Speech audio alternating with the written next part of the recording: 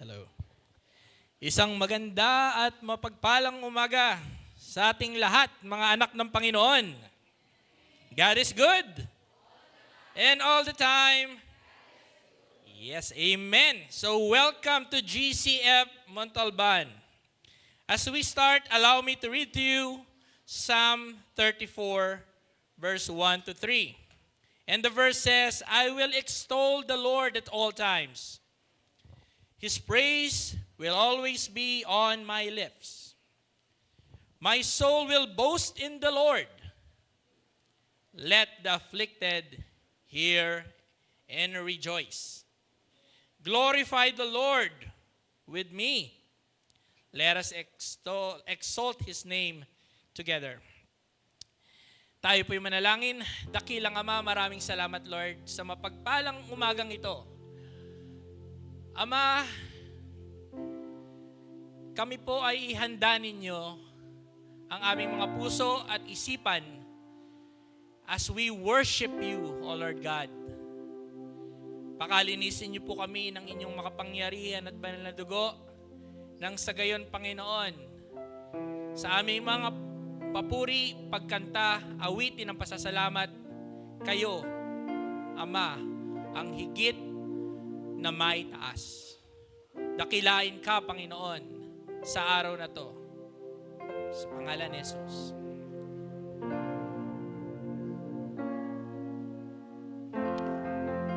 Amen. A blessed Sunday, everyone. Sa ating po lahat. We will praise the Lord through our all-time favorite hymns. Today, we will be bringing the highest praise to the Lord as we worship. To God be the glory. Why don't we all stand and praise the Lord?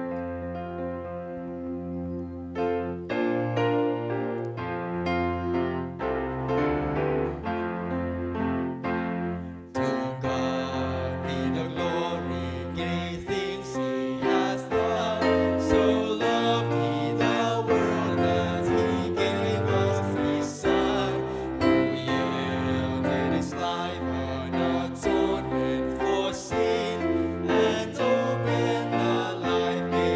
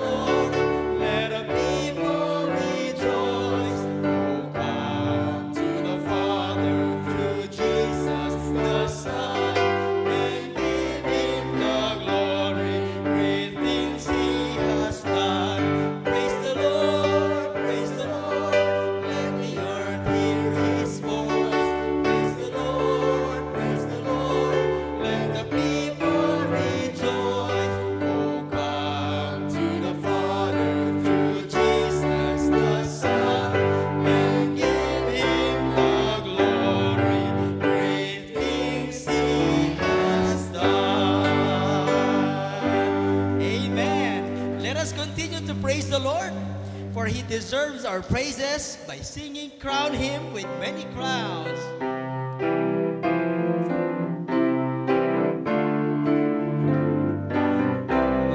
With many crowns, the Lamb upon His throne. Hark how the heavenly angels thrones, all music but His own. Awake my soul and sing, oh that You died for me, and then as Thy matchless name through all eternity. Crowning the Lord of love, beyond its sands and sun, which rules invisible above, in beauty glorified. No angel in the sky can fully bear that sight. Until is wondering eye, what mysteries surround. Crowning the Lord of love, who triumphed o'er the grave, who rose victorious in the strife for those He came to save. His glory now we see, who died and rose on high, who died eternal life to bring, and lives that death denied. Amen. As the recipients of God's grace, may we have our prayers to be used by the Lord as a channel of His blessings. It is my prayer, and I hope your prayer also, that whatever struggle we carry, still, Lord will make us as a channel of blessings to others. Let us sing, Make Me a Blessing.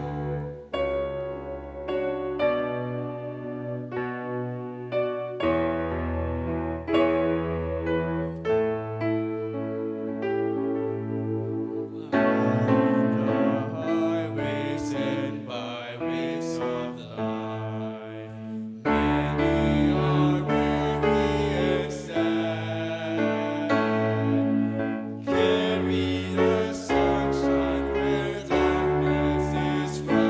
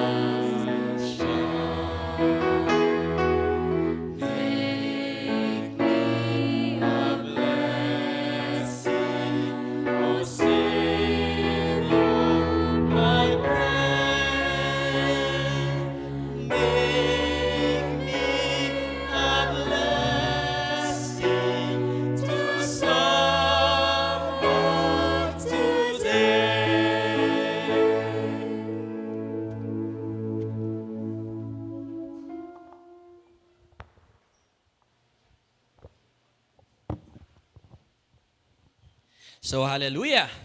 So, amen. Nakaka-bless po, no? So, let's all be seated po. So, purihin po ang ating Panginoon. Naway, ito po ay maging panalangin ng bawat isa sa atin. No? As a believer and follower of the Lord Jesus Christ, make us a blessing, O Lord. Amen. Amen po ba?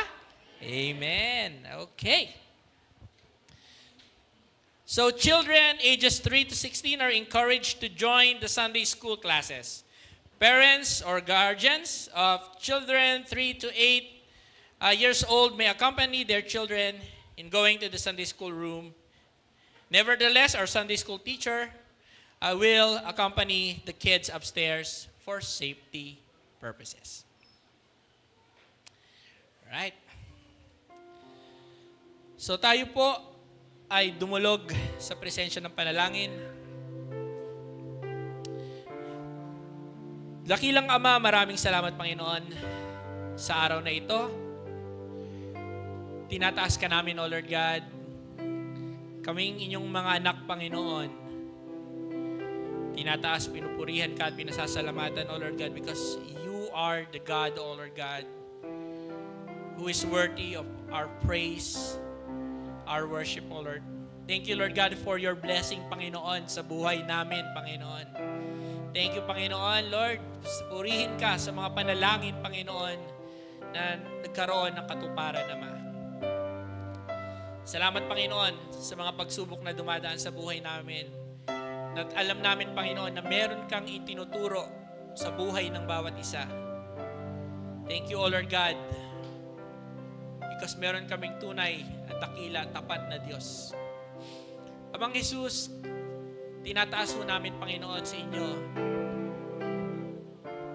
ang worship service na ito, O Lord Jesus. Lord, bless each and every one of us, O Lord Jesus God. Lord, anoint Pastor Erwin, O Lord God, as he deliver your message, O Lord Jesus. Naway ito po, Panginoon, ang mensaheng ito ay siyang mangusap, Panginoon, sa bawat isa sa amin, O Lord God. Lord, open our hearts, O Lord Jesus. Dinadakila ka namin, Panginoon, tinataas namin, Panginoon, ang aming bansa, Panginoon, na patuloy kayong kumilos, Panginoon, especially sa aming mga leaders, O Lord. Bigyan niyo sila, Panginoon, ng karunungan, O Lord God, kung paano i-manage ang bansang ito, Panginoon God, na ayon sa inyong kalooban, O Lord God. Bigyan niyo sila, Panginoon, ng konsensya, Panginoon, takot, Panginoon, sa iyo, Panginoon. Nang sa gayon, ang bawat desisyon nila, Panginoon, na hindi maging makapangsariling desisyon, O Lord God, kundi makatarungan, makatao, O Lord God. Panginoong Jesus, we pray, O Lord God, for the community, O Lord God. Ang bayan ng Montalban, tinataas namin sila sa iyo, Panginoon, O God. Naway patuloy niyo pong pagpalain, Panginoon, at bigyan ng karunungan ang mga pinuno, Panginoon, ng bayang ito na kung saan kami nakatira, O Lord God. Kung saan naninirahan ng bawat isa sa amin, Lord. At tulungan niyo, Panginoon, na itong iglesyang ito ay gamitin ninyo upang maging ilaw at asin, Panginoon, O God, ng aming bayan, O Lord God. At makita, Panginoon, sa aming mga buhay na kami, Panginoon, ay anak ninyo, tagasunod ninyo, Panginoon, O God. Panginoong Jesus, dinadalangin din namin, Panginoon, ang aming mga kapatiran, Panginoon, na may karamdaman, Panginoon, O God. Lord, we ask, Panginoon, na patuloy niyo silang pagalingin, O Lord God. I-provide niyo, Panginoon, yung healing, Panginoon, sa bawat isa sa kanila, Panginoon. Sa kanilang mga sakit, O Lord God. And continue to provide their needs, O Lord Jesus. Samahan niyo sila, Panginoon. Dalangin din namin, Panginoon God, ang mga kapatiran namin na may mga dinadanas, Panginoon, at iba't ibang pagsubok. Maging ito man ay sa personal na buhay, sa pamilya, Panginoon. Yung mga struggles, O Lord God, personal struggles, O Lord Jesus. We ask, Panginoon, na patuloy niyo silang samahan, O Lord God. sa kanilang journey, Panginoon, because alam namin na ito ay bahagi, Panginoon God, ng kanilang journey, Panginoon, bilang buhay ng pananampalataya. Patatagin niyo sila, Panginoon. Patatagin niyo kami, O Lord God, sa bawat oras, Panginoon, na kami ay nanghihina, O Lord God, sa aming pananampalataya, O Lord God, minsan sa aming buhay Kristiyano, gawa ng mga bagay, Panginoon God, na hindi man namin maintindihan ngayon. Pero Lord, alam namin na sapat, Lord God, ang iyong pagpapala, Lord God, at ang panahon na kung saan, Lord, ituturo niyo sa amin, Panginoon, ang mga dapat naming matutunan sa amin, O Lord God. Nang sa gayon ay lumago kami sa aming pananampalataya at maitaas, Panginoon, lalo ang pangalan mo. Dakila ka, Panginoon, at tinataas ka namin. Sa iyo ang papuri, ang pagsamba, O Lord God. Nakilain ka sa pangalan ni Jesus. Amen. Yes. Yes. Yan. So let us now prepare ourselves as we worship God through the giving. God is pleased when we give with a grateful and thankful heart. He loves cheerful or hilarious giving. We give because He first gave His Son as an evidence of His great love for all of us. We give because we love Him. Just before we sing our offering song and pray for the offering, we would like to request everybody to take use of our offering envelopes by using the space labeled as tithes, which is intended for our general funds. After giving your tithes, you can also give your offering for our various ministries as the Lord leads you to do so. This is over and above your tithes for the Lord. And if you need pens or pencil, okay, to use, just raise your hands. And the ushers, okay, will assist you. You can also opt to send your offering through online banking. So the details are being flashed on the screen. So we have an online bank account that you can give your tithes and offering. Also inserted in your bulletin is our praise and prayer item slip. Okay? So you can write your thanksgiving and petition to the Lord. So after writing, you can drop them in the box provided at the usher's table for you to leave later. So we also have a midweek prayer meeting fellowship every Wednesday from 7 to 8:30 a.m. p.m. I'm sorry. So rest assured po na yung mga panalangin po na sinesend ninyo ay pinapanalangin po naming ninyong mga kapatiran dito. So with confidentiality po. No? So yan po ay nakakarating at pinapanalangin po. So if everyone is ready to worship the Lord through giving, then let us all stand and once again sing our offering song. We praise you, Father God, for you alone are worthy. Your goodness and your blessings always overflow. We offer to you our lives as a pleasing sacrifice. We lift up our hearts to you and we thank you, Lord, for your love. Lord, we thank you, O Lord God, for your blessing, O Lord God, and for your faithfulness to us, O Lord Jesus. Lord, patuloy niyo pong pagpalain ang inyong mga anak, Panginoon, sa kanilang mga endeavor, O Lord God, sa kanilang mga trabaho, sa kanilang mga businesses. And also, we pray, O Lord God, for ang aming mga kapatiran na nanalangin, Panginoon, ng yung mga wala pang trabaho, Panginoon. We ask, O Lord God, to continually to bless them, O Lord God. Lord, that they can give also, O Lord God, to worship you, O Lord God. We praise you, O Lord God, with you sa pamagitan ng mga blessing na to sa pangalan ni Jesus. Amen. Yes. Okay, tayo po ulit ay makakaupo. Okay. So, para sa ating pong mga announcements. So, Growth Group Leaders Training. So kung kayo po ay naghahanap, if you are looking for an opportunity to connect with our church community, okay, so join our group, Growth Group Leaders Training on June 25, on the 25th of August from 3 to 5 p.m. Okay, at the primary room. So we will be discussing how to lead a growth group. So come ready to learn and share your insights. We believe that studying the Word of God together will strengthen our faith and build stronger relationship within our church. So don't miss our chance to grow together. For interested individuals, registered at the Asher's table and see you soon. So pagkakataon po ito para po tayo ay makapag-training at maging future leader po ng ating iglesia. Okay? So, samantalahin po natin itong pagkakataong to. So, another announcement is hiring of ministry assistant. Ayan.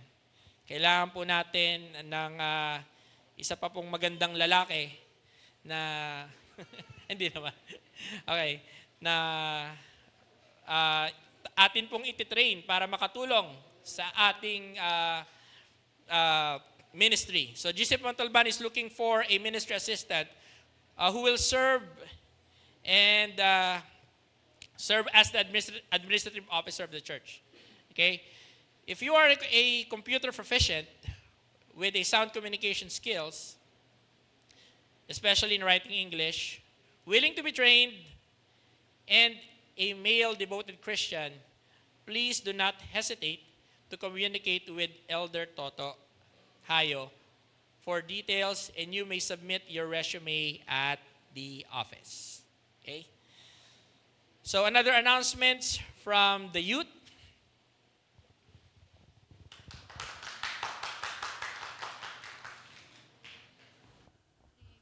Good morning, everyone. We are from Young Ambassadors Youth and Singles Ministry. Ayun, Ate Ann, balita ko may sasabihin ka raw. Oo, meron tayong magandang balita ngayon. Ayun, naalala ko na. Sa darating po na August 25 to 26, magkakaroon tayo ng isang event for youth and singles.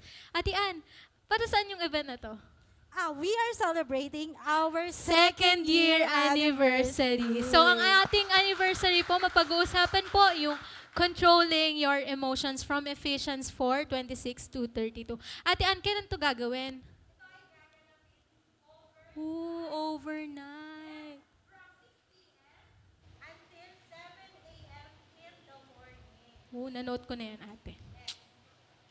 So, sa atin pong overnight, kailangan po nating bitbitin itong mga gamit. Extra set of clothes, hygiene kit, kasi overnight nga po, blanket, pillow, Bible notebook, pen, at syempre po, yung pinaka-importante, especially sa ating mga youth po, yung parents' consent. So, mamaya po, after ng service, kung interesado po kayo, maaari tayong pumunta sa Asher's table. So, ayan ate, overnight safe kaya yun? Huwag kayong mag-alala dahil nag-invite tayo ng mga magulang na maaaring makatulong at gumabay sa atin. Ayun naman pala. So kung Yes. ganon, youth and singles, See you there and God bless.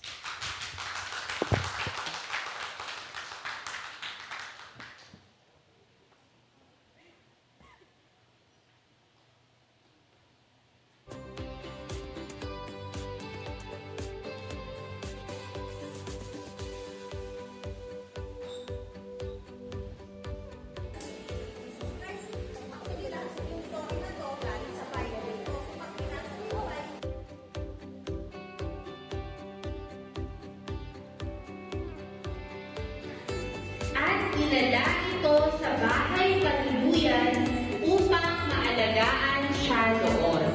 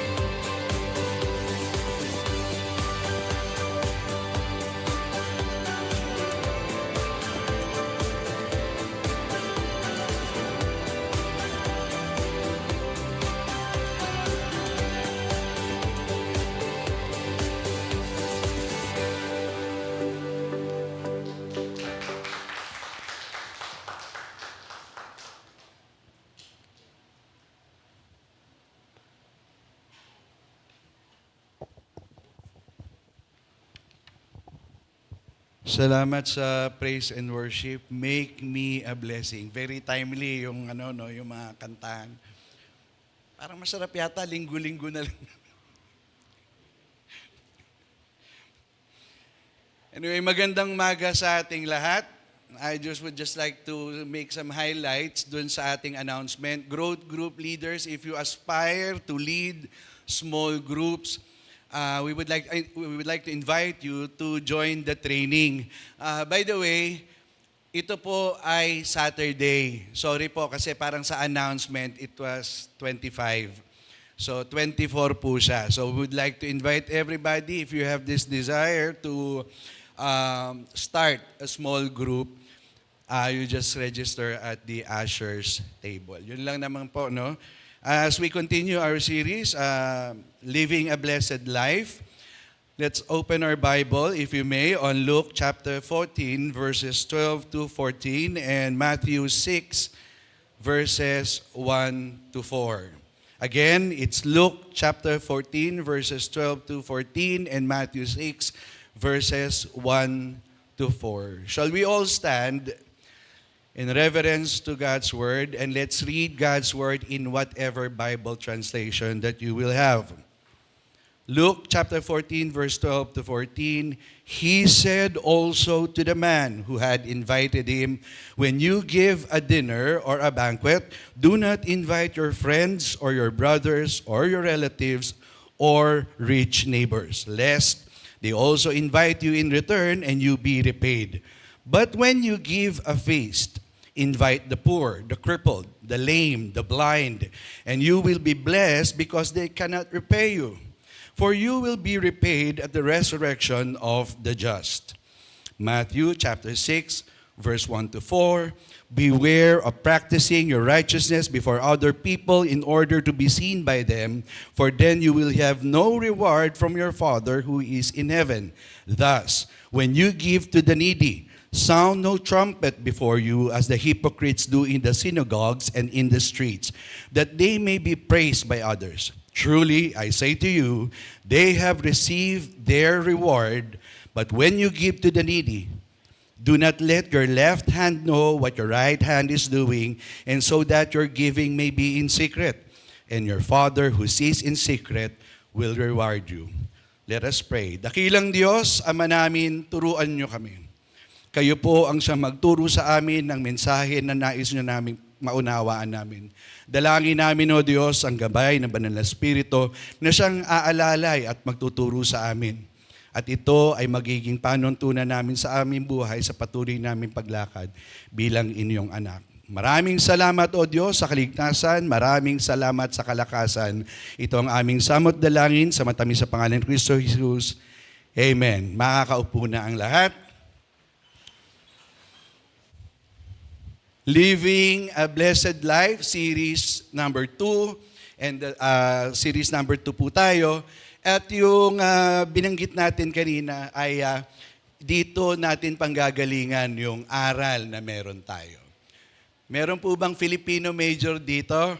Patawarin niyo po ako kung may konting pagkukulang, pero dito po tayo magsisimula. Noli me tangere. Ito ay pamosong akda ng ating pambansang bayani na si Dr. Jose Rizal. At sa kabanatang 1, kung natatandaan ng ilan sa atin, ito yung unang, ang pamagat nito ay ang piging. Or sa English, the banquet. Isa sa prominenteng tauhan sa Noli me tangere, tama, ay si Don Santiago de los Santos, o mas kilala sa pangalang Kapitan Tiago. Di ba? Si Kapitan Tiago ay naghahanda ng marangyang piging bilang pagsalubong sa pagbabalik ni Crisostomo Ibarra at pasasalamat doon sa birhen na meron sila sa simbahan. Yung Birheng Mariang tinatawag nila. At nung panahon na yon, ang piging ay ginagawa bilang paglalarawan ng kapangyarihan. Ito ang naglalarawan kung anong estado meron siya, kung anong uri ng pamumuhay meron siya. At ito ay parang apoy na kumalat sa buong Kamaynilaan, sa Binondo, sa kalapit lugar. At ang lahat ay umaasa na sila ay maiimbitahan o magiging kabahagi nung piging. Somehow, pinapaalala sa atin dito na maging hindi lamang sa panahon ng ating Panginoong Hesukristo ay issue na ang pagpaparty. Maging nung sa panahon ni Rizal ay tinalakay din, ano? Dahil sinasadya man o hindi, ang mga pagtitipon ay kadalasang nagagamit para sa personal na ganansya. Dito mo iimbitahin yung mga prominenteng tao na magdadala sa iyo sa antas ng lipunan. Kung gusto mo ng promotion, ay imbitahan mo si Mayor. Gobernador General, imbitahan mo para makita niya na kung sino-sino yung mga tao na nandun. Somehow, it reminds us sa salita ng Diyos na dapat yung panuntunan natin pagdating sa pagse-celebrate o pagbubundi. At nung panahon ng mga Kastila, ang mga piging ay lalong nagpapababa sa antas ng pamumuhay, lalo na ng mga tinatawag nilang Indio. Ito ay mangmang, walang alam, mababang uri ng nilalang. At kadalasan, kapag may mga piging, ito yung nangyayari. Hindi sila kasali. O kung kasali man, sila ay tagapagsilbi. Luke 14, the parable of the great banquet. The passage is part of Jesus' teachings at the banquet hosted by a prominent Pharisee. Somehow, makikita natin yung relationship niya, yung relevance niya. The Pharisees were an influential religious sect within Judaism in the time of Jesus Christ and the early church. They were known for the emphasis on the personal piety. The word Pharisee comes from the Hebrew word meaning separated. Their acceptance of oral tradition, pay attention, oral tradition to the written law, and their teaching that all Jews should observe 600 plus laws. Yun yung turo nila. Dapat susundin lang. Hindi lang 10, no? 600 pala. So malamang talagang in a way meron ka mababiolate doon. Including the rituals concerning ceremonial purification. During this time, social status was often displayed and reinforced through lavish banquets. So pag invited ka, may sinasabi ka. Maaring opisyal ka ng gobyerno o opisyal ka ng iglesia. And inviting people of similar or higher status was a common practice. Ito ay parang naging kasanayan na. So siguro pag ordinaryong rank and file ka lang, may sarili kayong party. Pero pag prominent, dapat si kasali dito. Yung mga level. Parang katibinag lang yung dating. Kasama sa party. Sorry, hindi ako naging na-mention ko lang. Matthew 6, verses 1 to 4, this passage is from Jesus' teaching on what we know as the Sermon on the Mount. Diba? Where he addresses the motives being righteous behind righteous acts. During the first century, public displays of piety were common among the religious leaders who sought recognition for their generosity. So it is common na yung mga aktibo sa paglilingkod sa simbahan ay kailangan pag lumalabas sa kalsada sa damit pa lang kita na taga-church to. Taga-church to. Bakit? Kasi yung adorno sa damit niya ay naglalarawan ng kapangyarihan ng distinct. Ngayon, hindi mo na mare-recognize kung sino yung totoong Kristiyano at sino yung nagpapanggap na Kristiyano. Maging mga pastor ngayon ay naliligaw na. Hindi na isa ang Diyos, dalawa na yung Diyos. Iwasan niyo po yung mga ganong turo. Huwag po kayo malilito. We are not judging we are discerning kung ano yung sinasabi ng salita ng Diyos. Magkaiba po yun. Going back, yung nabanggit ko kanina, giving to the needy. And the title of our message is The Heart of Giving, based on Luke chapter 14, verses 12 to 14, and Matthew 6, verses 1 to 4. When we feel compelled to give based on an external standard, the heart is cut out of the gift. Kapag meron lang tayong panuntunan sinusundan sa pagbibigay, parang nawawala yung kagandahan ng pagbibigay. Such giving becomes a matter of work kesa sa grace. Kapag meron kang sineset na kung ano lang yung pagbibigay. On the other hand, discipline helps us with what we know to be right.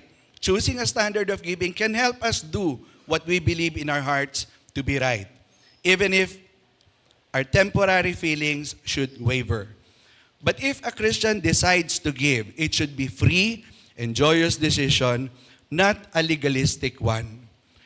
Ang pag-uusapan po natin ngayon ay hindi lang yung basta pagtatalaga ng pagbibigay, kundi pagbibigay kaakibat ng ating paglilingkod. When we give, this doesn't talk only about our money. Kasi when we give, parang giving, pera yan. Ang pinag-uusapan po natin pagbibigay dito ay anong uri ng paglilingkod meron tayo. Anong aspeto ng pagbibigay ang kabahagi ng isang Kristiyano? Kanyang panahon, pera, at uri ng paglilingkod. Ito po, time, treasure, talents. Ito yon yung madalas nating, salamat Doc Richard, yan yung madalas natin naririnig.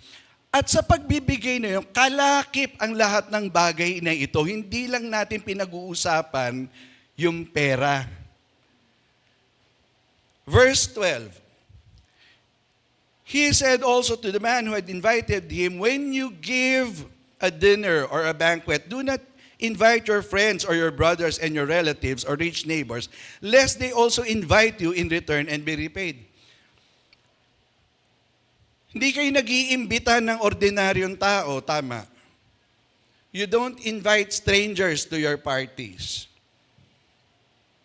Somehow, may pagtuturo dito ng Panginoon na pag nag-imbita ka, imbitahin mo yung walang kakayahang ibalik yung pabor na binibigay mo. Jesus says that the next time this man gives a banquet, he should invite those who cannot return the favor. People who cannot raise his ranking in the social system. Yung walang kakayahan na mag-promote sa'yo, magbigay sa'yo ng ikatataas mo ng estado mo sa lipunan. Yun yung encouragement na binibigay ng ating Panginoon. Jesus challenges the host to go beyond social reciprocity and conventional hospitality norms. Huwag kang kumilos kung ano yung nakasanayan at yung nakaugalian ng paligid. Kumilos ka kung ano yung mas nararapat na gawin. Verse 13, but when you give a feast, invite the poor and crippled, the lame, the blind. He should invite the poor, the crippled, the lame, and the blind. In that culture, sa kultura, nung panahon na yon, kapag ikay may sakit na ganitong uri ng karamdaman, ibig sabihin ikaw ay isinumpa. At may mga iglesia na magpahanggang ngayon, ang pananaw nila sa mga gantong uri na, yung batang niya sinumpayan. Let this be a reminder to each and every one of us that sickness ay bunga lamang ng pagkakasala ng tao. Kaya po tayo magpahanggang ngayon ay nagkakasakit dahil po doon sa old sinful nature. Kasi pag sinabi mong sumpa, sino sumumpa sa'yo? Si Yahweh. Hindi po totoo yun. Hindi po totoo yun. Yun po yung ina-address ko ngayon. Si Yahweh, si El Elyon ay iisa. Amen? Jesus emphasizes inviting those who cannot repay, thus encouraging selfless generosity. Imagine, papakainin mo yung isang stranger, hindi mo kilala. Hindi ka niya makikwento sa kapitbahay niya kasi hindi ka niya kilala. But this is generous giving. When you hold party, you spend money, you spend time, and you spend your strength. So it goes all together, not just money. When you render service to the church, you give your time, your talent, and your resources. It goes together. So hindi tayo pwede maging selective. Nakala natin yung giving, pampera lang. Malaki po yung bahagi ng oras na itatalaga natin sa pagbibigay na meron tayo. Hindi po makakarating dito yung mga ibibigay nyo kung hindi kayo naglaan ng oras. Tama?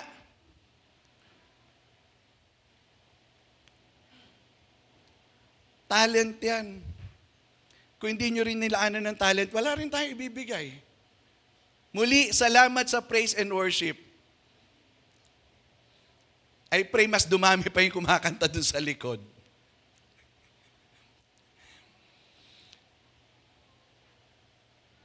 Verse 14, and you will be blessed because they cannot repay you, for you will be repaid at the resurrection of the just.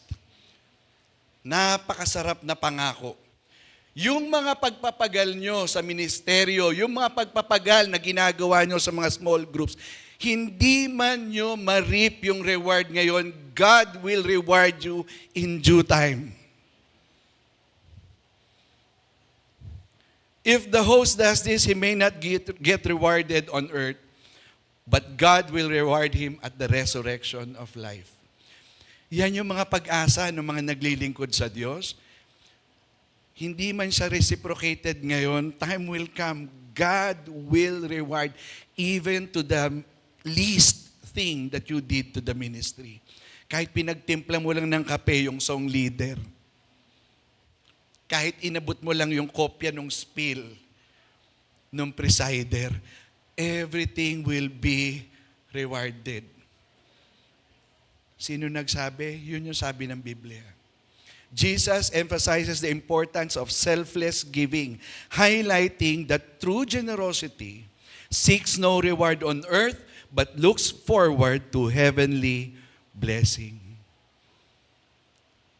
Ang mga lingkod na tapat na kumikilos at gumagawa sa kanyang gawain, hindi yan pinanghihinaan ng loob.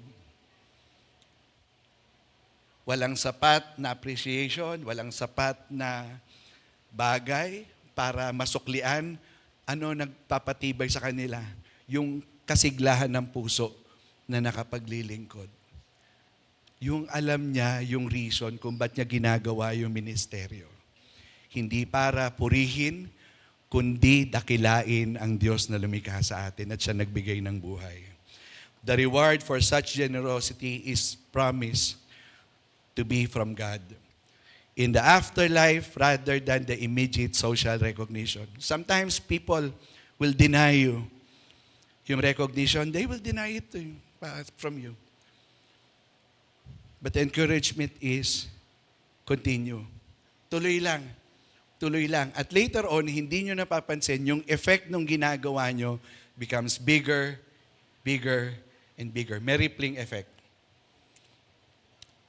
On Matthew 6, verses 1 to 4, Jesus warns against practicing generosity for the sake of recognition and praises, the value of anonymous giving, highlighting importance of sincerity in action, in our actions. Verse 1, beware of practicing your righteousness before other people in order to be seen by them, for then you will have no reward from your Father who is in heaven.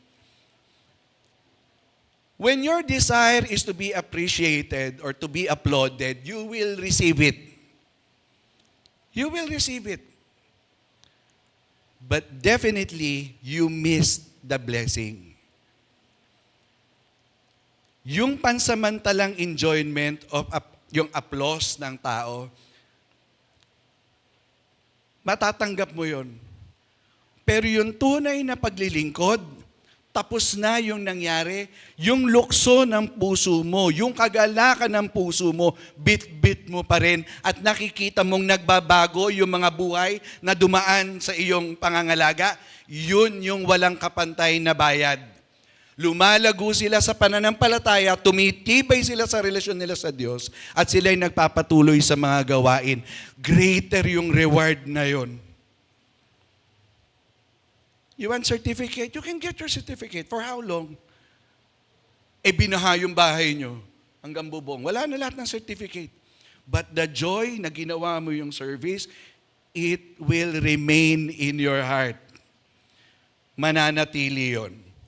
Jesus has taught that righteousness includes a person's heart.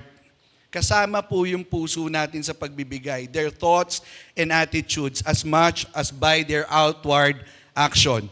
Here he begins to show that our inner person, including our motivation, is actually more important than our action. Kung ano yung nagpapower sa'yo, papabaga sa'yo para gawin yung isang bagay, yun yung mas mahalaga. Ano yung nagmo-motivate sa'yo? Kesa dun sa action. You can give without loving, but you cannot love without giving. Yan yung madalas nating naririnig. His message is not that what we do is unimportant. Di naman sinasabi ng Panginoon na yung ginagawa natin ay hindi importante. The thing is, improper motives turn otherwise good deeds into selfishness. Maganda yung purpose mo, pero kapag namali na yung puso, doon na tayo magkakaproblema. Magbibigay ako sa church para matuwa. Matuwa sila. Higit sa lahat, ang dapat na natutuwa dapat sa mga ginagawa natin ay ang Panginoon. Jesus warns again performing acts of righteousness for public approval. When you do ministry and you will seek approval, you will get disheartened pag hindi nyo siya na-receive. I'm telling you. Di man lang ako pinasalamatan ng elder ko. Di man lang ako pinasalamatan ng deacon ko. Di man lang ako pinasalamatan ng mga tao. Di ko po sinasabing ganun yung pag-iisip natin, pero ang laki ng tsansa na pwedeng maging ganun. So pwede natin siyang itama. Kaya po tayo naririto. Verse 2. Thus when you give to the needy, sound no trumpet before you, as the hypocrites do in the synagogues and in the streets, and they may be praised by others. Truly I say to you, they receive their reward. O gusto mong purihin ka, maririnig mo naman. Galing-galing mo talaga. Galing-galing mo talaga. Pero pagkatapos nun, wala na. Hungkag, ampaw. In-enjoy mo na eh. Jesus has shown that the Father in heaven gives rewards to the people of practicing righteousness in truly righteous ways. Matthew 5, verses 3 to 12. He warned, though, that doing good deeds so that the world will admire you is unrighteous. Hindi po ito matuwid. There is no heavenly reward when we do the right thing for the wrong reason. Selfish motivation poisons charity into serving spiritual pride. Kung hindi po tayo magiging maingat, sorry po sa term, konting kembot lang, andun ka na. There's a very thin line that divides good and bad. Yung end, konti lang yun, konting kembot lang, andun ka na. Either which way. Selfish motivation, again, poisons charity. Rather, we ought to serve God out of a pure heart. Public acts of good are part of God's will. Matthew chapter 5, verse 16. But only when they bring glory to God. When Jesus condemns, what Jesus condemns here is motivation. Acting in order to gain worldly praise. It is a very clear reminder that when we do ministry, believers will discern how serious are you in your ministry. Hindi mo kailangang mag-explain, hindi mo kailangang magsalita, they will know. The Holy Spirit who guides our hearts will discern the difference dun sa totoo, faithful act, at yung nagpipretend na action. You will discern. Jesus criticized hypocrites who seek human praise for their charitable acts. Nung panahon ng mga Kastila, indulhensya. Mas malaking indulhensya, mas mabilis pumunta sa langit. Mas maganda yung dalagang anak mo, mas mabilis kang pupunta sa langit. Ihahabilin mo ba yung dalaga mo sa akin, sa iyong pagpanaw? Tutusukin daw yun ng karayom. Opo, opo, opo. O narinig nyo, sabi kay Padre iiwan yung anak.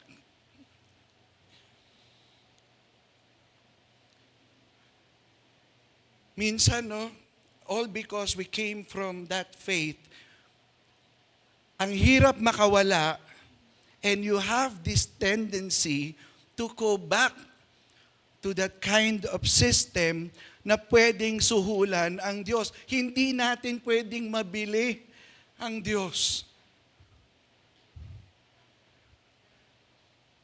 We cannot do that to Him. Ang laki na ng binayad niya para sa'yo. Kulang pa.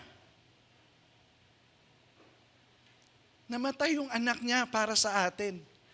Ano pa pwedeng pumantay doon? Wala na. All you have to do is to trust and obey. Verse 3.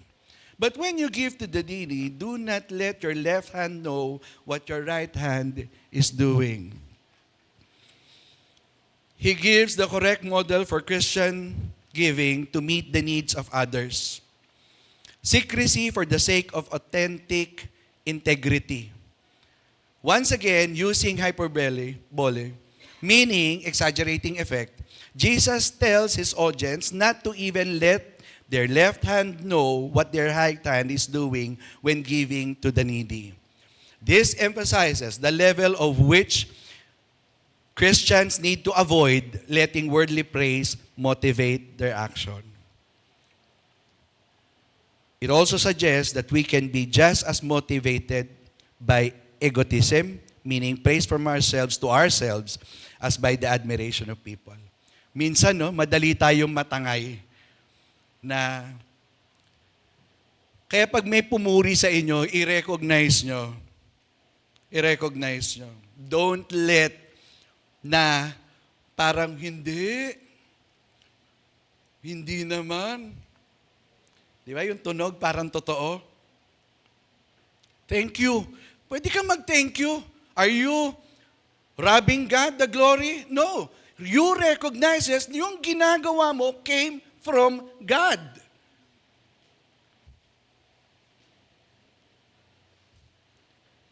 That's submitting to God that He gave you the power to give whatever you need to do the ministry.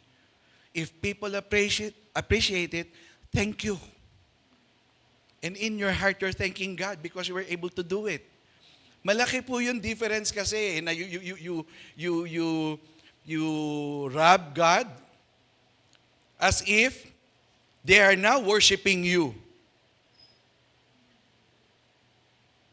He encourages discreet giving, emphasizing humility and secrecy. Verse 4. So that your giving may be in secret, and your Father who sees in secret will reward you. Jesus has shown that this requires intentionality and strategy.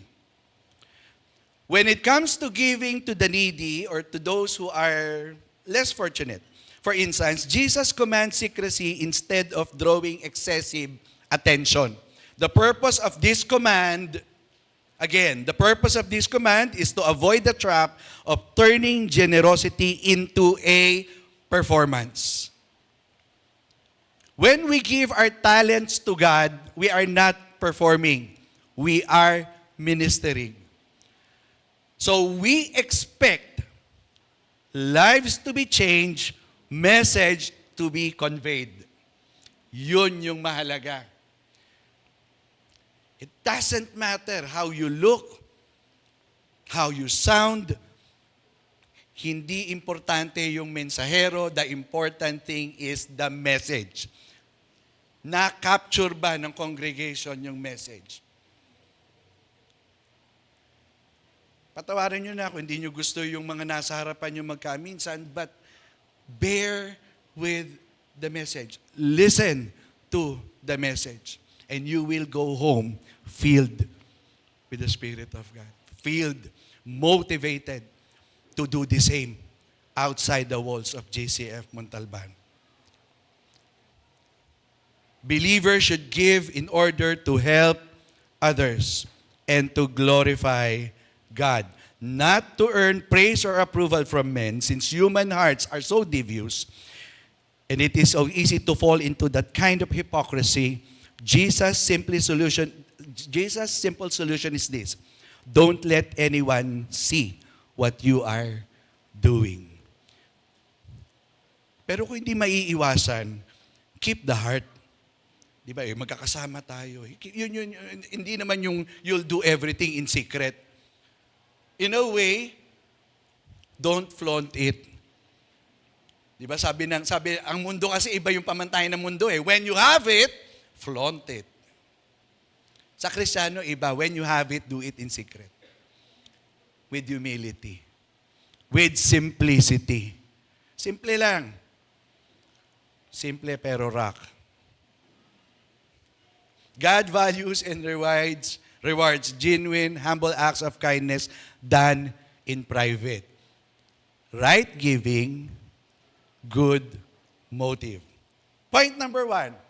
Give without seeking anything in return. Jesus shares a principle in living a blessed life. Give without seeking anything in return. I pray we can do that. The only real giving is that which is uncontrollable outflow of love. Yan po yung binigyan diin namin sa leadership training kahapon. Yung love dapat ang nag-e-empower sa'yo to do ministry. Ano nga ulit yun? Love God, love people. Salamat. Yun yung purpose ng church, to love God and love people. Number 2, when it comes to rewards, look for the eternal. Look to the eternal. 1 Corinthians 9, verse 24 to 25. Now, what kinds of rewards will believers receive in heaven? Ano nga ba yung, alam niyo po ba na kayo may reward na matatanggap? Ano nga ba yung mga reward na yon? The crowns. The crowns. The crown symbolizes authority, victor, honor, and rewards in the Bible, serving as a reminder of a royal identity as a children of God. Altogether, the Bible mentions 5 crowns promised to the believers for our obedience to Christ while on earth. The 5 crowns in heaven are the victor's crown, the crown of rejoicing, the crown of righteousness, the crown of life, and the crown of glory. Andyan po lahat ng text, picturean nyo, reviewin nyo, para makita nyo po mamaya, meron na kayong devotion. The crown of victory. The crown of victory will be given to all believers who run the race to win. Sa lahat yan. Who discipline the flesh to make it their slave so they will be able to serve the Lord. Again, note that we can only achieve this by the power of the Holy Spirit. So the reward is ultimately accomplished in God's power, not ours. Ang galing ng Diyos, ano? Siya na yung nagbigay ng tutulong sa iyo para mapagtagumpayan, ikaw pa yung may premyo. The crown of rejoicing. This reward will go to those who have witnessed to others, who have built up the church. Example, teaching, service, yung mga paglilingkod. Yun yung crown of rejoicing. Kaya po yung mga naglilingkod, pagod na, nakismile pa rin. Pagod na, masaya pa rin. Ayaw na maghiwa-hiwalay. Gagalit na si Eugene. Pauwiin niyo na ako. Pauwiin niyo na ako, gabi na. Ang mga Kristiyano, pag nagtagpo-tagpo, ayaw maghiwa-hiwalay. Pero pag ayaw din magkita-kita, hindi din talaga magkikita-kita. The crown of life. Now, sometimes we think na ito yung eternal life, no? Pero at first glance, it may appear as the eternal life. That cannot be the case. However, as that would contradict many other scriptures, clearly state that eternal life comes from faith alone in Christ alone, in which is given as a gift, not by works. Ito yung sa Ephesians. Instead, this crown is given to those who faithfully persevere. Sister, persevere daw. Yun yung encouragement. Persevere. Trials, the Lord will put them through. Once again, we can only persevere through trials and tribulation by God's power in us. Siya ulit yung mag-i-enable sa atin. The crown of life. Next is the crown of righteousness. Parang nagkapalit lang yung ano. This crown does not refer to the righteousness we achieve by works. Hindi po ito. As Scripture makes it clear that our righteousness is found only in the imputed righteousness of Christ. Yung katuwiran po natin ay ibinihis lang sa atin ng Diyos. Hindi po natin yan napagtatrabahuan. Pwede tayong kumilos ng may katuwiran at may kaayusan, but the righteousness that God the Father sees in us is the imputed righteousness of Jesus Christ. Rather, this reward is given to those who eagerly await for the appearing of the Lord. O as believers, we should always be expectantly looking for the return of the Lord. Kayo po ba ay excited sa pagbabalik ng Panginoon? Mapalad po yung mga hindi matutulog sa kanyang pagdating. At kung sakali man, abutan tayo ng pamamahinga natin, mapalad pa rin dahil makikita na natin ang ating Panginoon. Wala kang lugi. Di ba? Wala kang lugi. Wala kang iiwasan. Lahat ng nilaid out na plano ng Diyos ay para sa ating ikabubuti. Para sa ating ikabubuti. Kahit hindi tayo mabuti madalas. The crown of glory. This reward, I love this, nung inaaral ko to. This reward for the elders as the Lord has placed in authority in His church. Gusto niyo na mag-elder?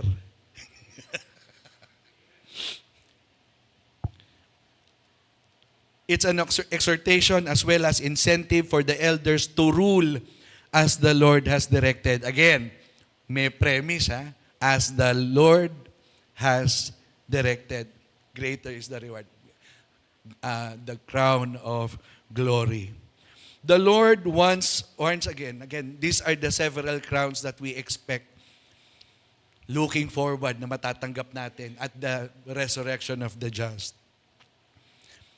The Lord warns against hypocrisy and outward show in religious duties. All deeds must be done from inward principle, that the doer may be approved of God, not praised by men. When the doer takes least notice of his or her good deeds, God takes most notice of them. Hindi man nakikita ng tao, nakikita ng Diyos yung bawat bagay na ginagawa natin sa lahat ng pagkakataon at sa lahat ng oras. To sound one's own trumpet today is a flaunt one's own good works or accomplishments. So be very, very careful. That brings us to point number 3, warning. Hypocrisy can show up in the smallest of things. One who perceives the truth has a force, a beauty of character which creates a favorable impression that opens doors and accomplishes things. A wise person is one who recognizes truth, understands that he must meet his obligations and submit to it. Mabigat po ang gawain ng mga elder dahil ito ang nakapatong na sa kabila ng posisyon, sa kabila ng opisina na meron, ay ang obligasyon at ang pagtupad sa tungkulin na ipinagkaloob ayon sa pagkakatawag natin sa paglilingkod. This process produces a good witness whether the obligation to the truth is met verbally or behaviorally. If a person will not do this, he deceives himself that he can somehow get away with it, and his witness and name will demonstrate poor character. You can easily go. You can do as you wish. You can do as you want. But be reminded, yung effect of doing things the other way will cause yung damage doon sa karakter nyo.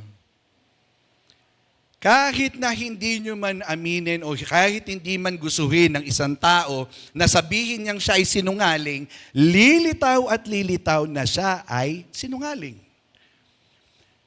Kahit na sabihin niya, hindi naman ako mayabang. Sa pagdaloy ng panahon, lilitaw at lilitaw na siya ay mayabang. His character will give it away. His character will give it away. Anong dapat natin gawin? Recognize that we need change. Tayo mismo. If we have certain weaknesses, hanggat buhay po tayo, nagpapaturo tayo dapat sa banal na spirito. Nagpapaturo tayo. Hindi, maging ako man po, hindi perfecto. But I'm more than willing na magpasakop sa Diyos at sumunod sa Kanyang salita.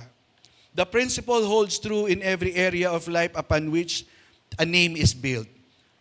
Kahit po sa kasal, sa marriage life ninyo, hindi pa po napakahalaga nung pagiging totoo at may integridad sa pagsasama nyo?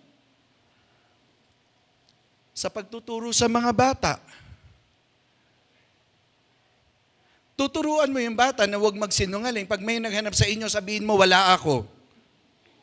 Saan kaya siya natuto magsinungaling? Sabi ko, masama magsinungaling.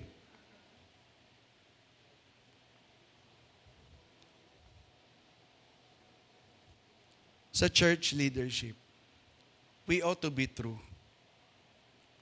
Again, not perfect, but we ought to be true doon sa mga bagay na ginagawa natin. Sa mga naglilingkod, let this be an encouragement. Let this be an encouragement. Whenever you have the chance to minister, do it by heart. Do it by heart. Kahit ano po pa yung ginagawa, nag-aabot kayo ng flyer, may puso. Mararamdaman po yun na inaabutan nyo. Kaya sa mga mall, tinatanggihan kasi nakabusangot na. Inaabot niya. Do it by heart. Kahit po nagbubukas na kayo ng pinto, kahit kumakamay lang po kayo, lahat po ng bagay niya. Yung ngiti nyo ay malaking bagay po. Nag-e-energize yan. Pero yung busangot, nako, may replay. Pag binusangutan mo yung isa, bubusak. Dugtong-dugtong na. These principles hold true that in every area of our life which a name is built, napaka-importante nito. Nothing destroys a reputation quicker and more permanently than a person to be known as liar and hypocrite. Number 4, knowing our motive is not always an easy personal exercise. Sabi ng James 4:17, therefore, to him that knoweth to do good and doeth it not, to him it is a sin. Hindi po ako nagsabi niyan. Ang sabi po ng Biblia, pag hindi mo ginagawa ang isang bagay na alam mong tama, ito ay kasalanan. Wala na po tayong pagtatalunan, tapos na po yung pag-uusap natin patungkol sa dyan. If our desire is to do right, to give light, we're acting in the Spirit of Christ. But if we only desire to appear right, to get the spotlight, we have the wrong motive. Number 5. Wala na pala, relevance today. Uso yan. Uso.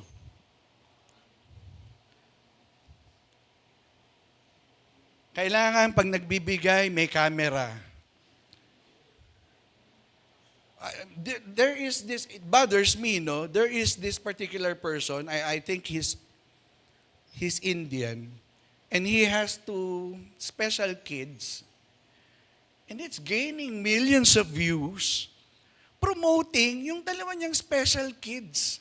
Siya, puging-pugi siya, nibigyan niyang pagkain yung 2 anak niya na capitalizing on the situation of the kids.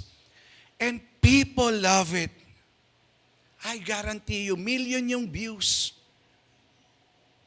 Pinagkakitaan pa yung mga anak. Wala naman masama na, let's say, mag-artista yung mga anak niya. I'm not saying that. Pero yung, they exploit. This is what we call poverty pornography. The mainstream media capitalizes on this. Para may story, hanapin yung pinakamahirap, kapos na kapos, 5 anak, may gantong sakit.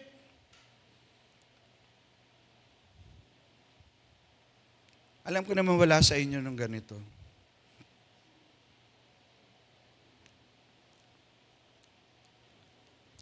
Let's do it right. Gawin natin tama. Have you ever been in a place where other people misjudge you and mistreated you? Hindi ko na patataasin yung mga kamay. Yung mga ngiti nyo, nakikita ko. Have you been in a place where people misjudge you and mistreated you, making you feel you do not belong? Making you feel unwelcome. Hindi ka kasama sa picture.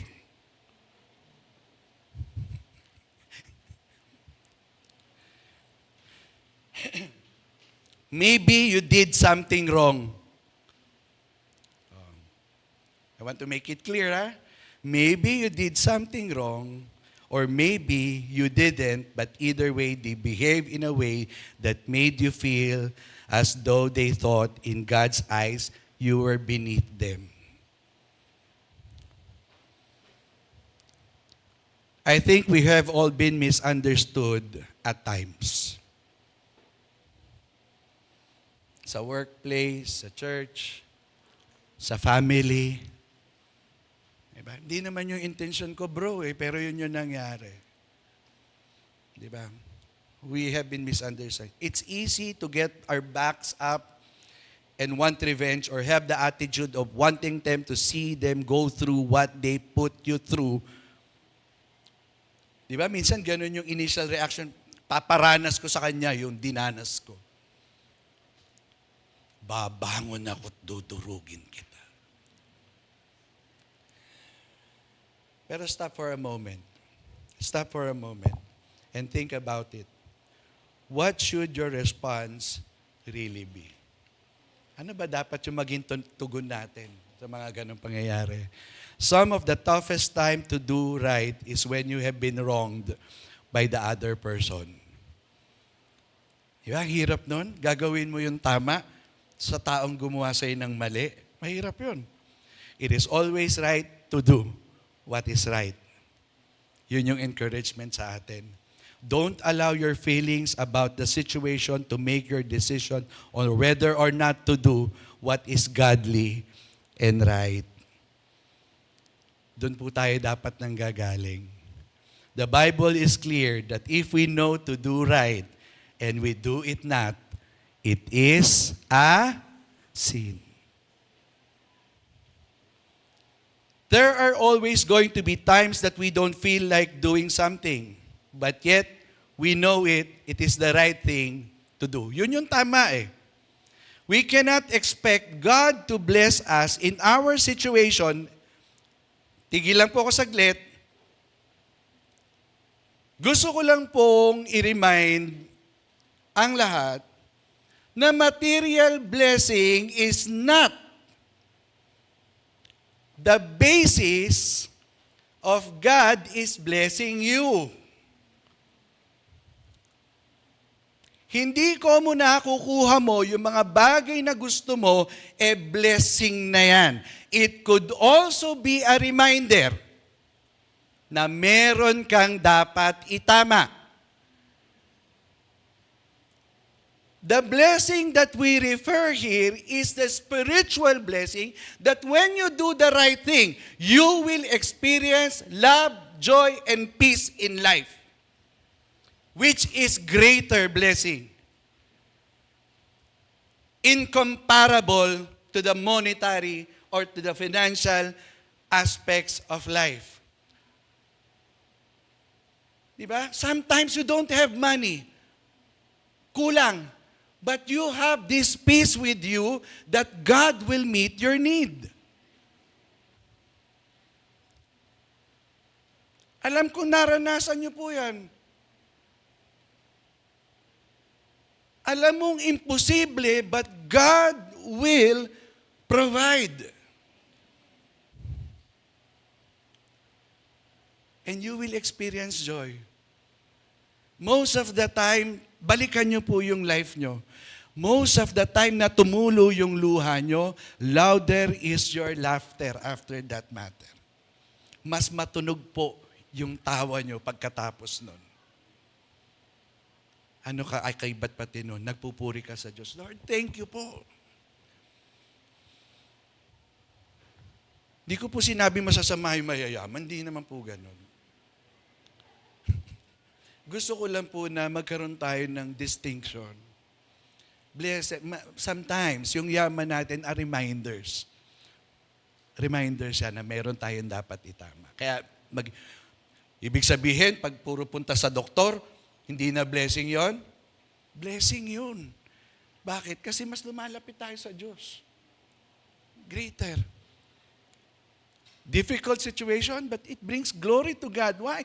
You're having this tight relationship with Him.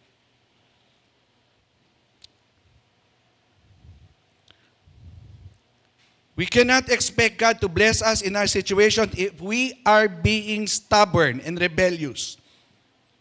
Because we don't feel like having the right attitude. You have the right to choose your attitude today. So choose a good one and move forward. Choice mo yun. Choose to do good and move forward. But attitudes only serve to keep us right when we are in life. And often, they can even take you backward and you will lose ground in your situation. Why would you want to do that? Bakit mo gagawin ng isang bagay na magdadala sa iyo paurong? When you can move forward. Take the heart and choose to do right. Choose to have the right attitude and then know the best is yet to come. Materialism and social media in an age of social media where acts of kindness are often publicized, Jesus' teaching calls us for authenticity and our generosity. Paano tayo natin binibigay? yung mga bagay na meron tayo. Helping those who need. The principle of inviting and aiding those who cannot repay, bakit ganun yung paalala? Resonates that contemporary issues of social justice and care for the people who are left behind. Sa labas po ng ating iglesia, marami po ang kailangan ng pagliligtas. Marami nangangailangan ng kalinga, na marami nangangailangan ng tulong. Ang tanong, are you giving humbly, generously, and with a proper attitude? Are you giving because you are trying to get a favor? Sa government companies, madalas, no? Para mas maaprubahan yung kontrata ko. Para mas makukuha ko ng mas maraming kontrata. Doing a favor, expecting something in return. Ask God to speak to your heart regarding your habits, then listen and obey. Are your actions rooted in your genuine compassion, or they seek recognition and reward? Are you seeking recognition or truly helping others out of love? In our church, can you identify and act on ways to help? Time, talent, treasure. So anong gagawin natin? Find an opportunity to give in a way that no one will see. Do it secretly, trusting in God's reward. You will experience God's blessing, which we call joy. Pantanggal sebo sa puso. Kung paano tinatanggal yung sebo sa pinggan, ganun din sa ating puso. Maiiwasan nyo mag-palpitate if you have joy in your heart. Final word. Jesus teaches that true generosity is selfless, seek no recognition, and will be rewarded by God. By inviting the left out, yung mga nalalagpasan, the marginalized, yun yung term nila eh, the marginalized, and giving in secret, we reflect God's inclusive and loving nature. Kahit po yung mga nasa laylayan ng lipunan, kailangan din po nila ng kaligtasan. At maaaring pag nalaman nila na may Diyos na nagmamahal sa kanila, magbabago ang kanilang buhay.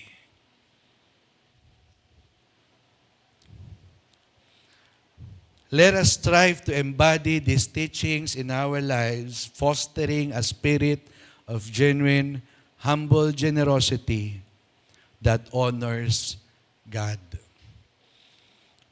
Commit at least one act of generosity daily. It could be as simple as helping a stranger or doing charity without seeking acknowledgement. Let us remember that true generosity stems from a compassionate heart. A sincere desire to uplift others without expecting anything in return. May your acts of kindness and generosity shine as a beacon of light in the world that often need it most. May we be able to find a place in our hearts to share the gospel to the lost, so that they would come to know Christ.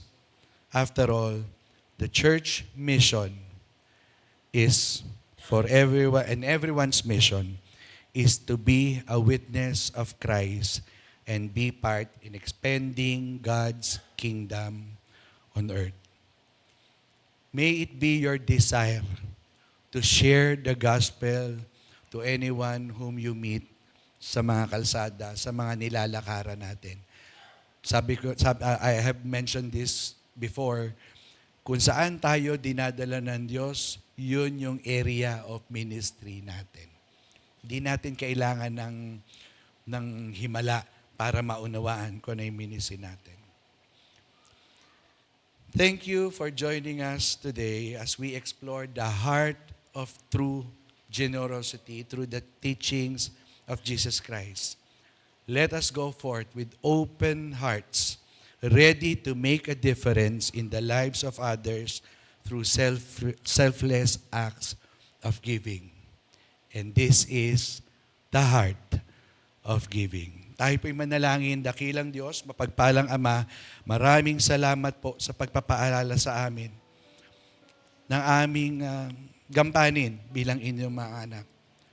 May this desire of giving, not only our money, but our time and our talents, Panginoon, na para sa ikalalago ng iyong gawain dito sa lupa. Kayo ang umusig sa aming mga puso at ipaunawa sa amin na mayroon kaming kayang gawin. Meron kaming maaaring gawin. At iyon ay magsisimula ngayon. Ngayon, Panginoon, sa abot ng aming makakaya, gawin namin ang pagkakatawag mo sa amin na handang tumulong sa aming pamilya, sa aming kapitbahay, lalo't higit sa iyong iglesia. Bigyan niyo kami ng mga alab na pagnanais, hindi para matanyag ang bawat isa, kundi matanyag ang iyong dakilang anak na siyang tumubos sa amin sa tiyak na kapahamakan na pupuntahan namin. Bilang pagbibigay balik, Panginoon, ng kabutihang ipinagkaloob niyo sa amin, kayo po ang maglagay sa aming mga puso na mas maging mapangunawa. Mas bukas ang mata na makita namin ang pangangailangan na meron sa paligid namin. Makapagpatuloy kami, Panginoon, na may matuwid na pag-iisip at matuwid na paraan ng paglilingkod. Salamat, Panginoon, dahil muli pinaalala mo sa amin ang lahat ng bagay ay hindi namin magagawa nang hiwalay sa iyo, nang hindi ayon sa iyong kalooban. Dalangin namin, O Diyos, magkaroon kami ng pagsisipag na patuloy na manalangin, unawain ang iyong salita, at masiglang nakikibahagi sa gawain na iyong inilatag sa amin. Ingatan kami, Panginoon, sa buong maghapon at ikaw pa rin ang siyang mapapurihan namin sa aming mga buhay at sa patuloy namin paglakad bilang inyong mga anak at bilang isang iglesia. Maraming salamat sa kaligtasan. Maraming salamat sa iyong anak, sa matamis na pangalan ni Kristo Jesus na aming Panginoon tagapagligtas. Amen and amen. Pagpalain po tayong lahat.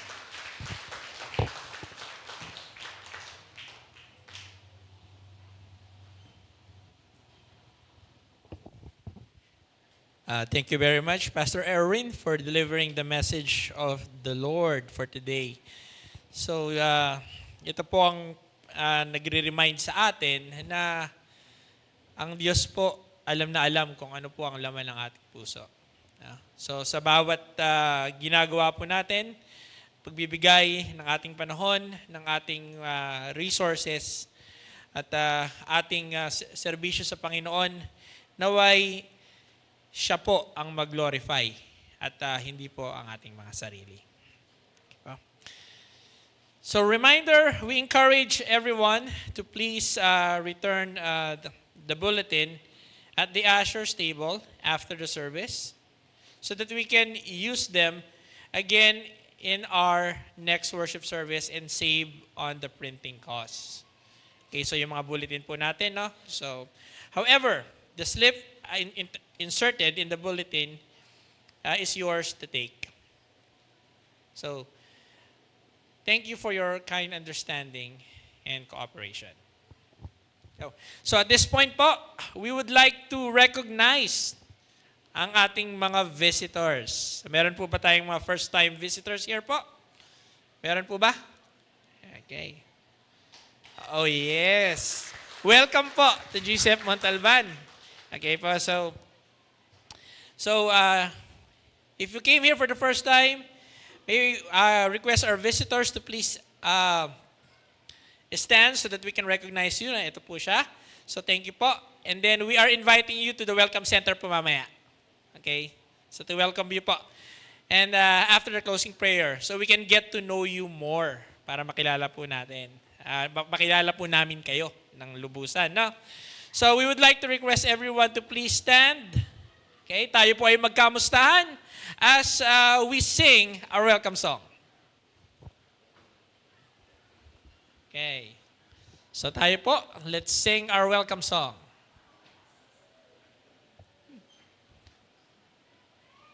Yan. Alright.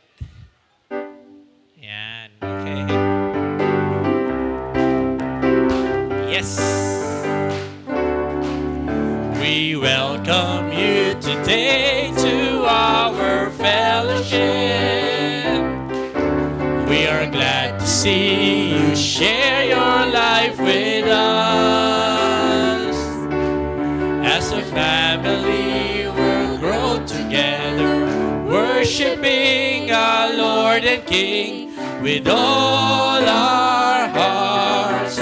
We welcome you to GCF.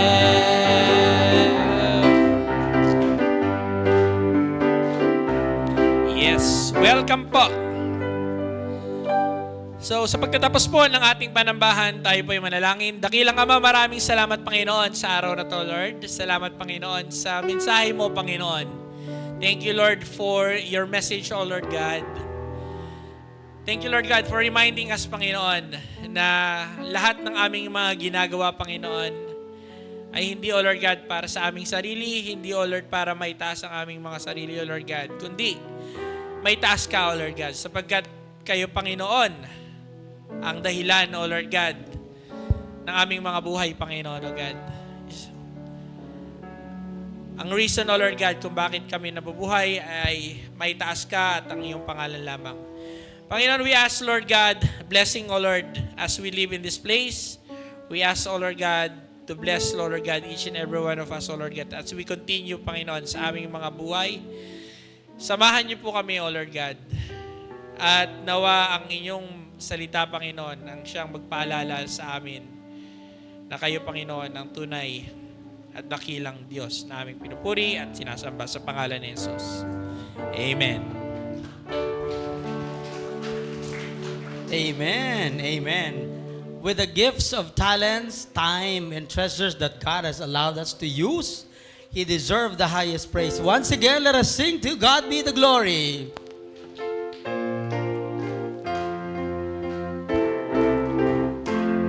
To God be the glory, great things He has done. To love He the world that He gave us His Son, who yielded His life and atonement for sin, and opened the life gate that all may go in. Praise the Lord, let the earth hear His voice. Praise the Lord, let a people rejoice. Oh, come to the Father, to Jesus the Son, and give Him the glory, great things He has done. Praise the Lord, let the earth hear His voice. Praise the Lord, let the people rejoice. Oh, come to the Father, to Jesus the Son, and give Him the glory, great things He has done. God bless everyone. See you on next Sunday.